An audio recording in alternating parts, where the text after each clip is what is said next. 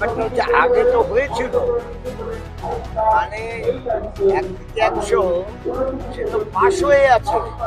উনি নির্বাচনী কৌশল না করে, নির্বাচনে মানুষকে ভুল না বুঝিয়ে, যেটা কাজ হচ্ছে ভারতীয় জনতা পার্টি, নির্বাচনে মানুষকে ভুল বোঝানো, মিথ্যে কথা বলা, সেটা না করে পুরনো যে পাশ করা বিলটা আছে ওটা কার্যকরী করলে পর মা বোনেদের সুবিধা হতো।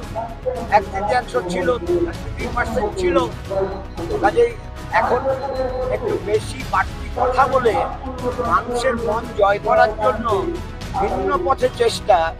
মানুষ কি এত বোকা? তার চুলের নিচে একটু বস্তু আছে, মানুষ বোঝে।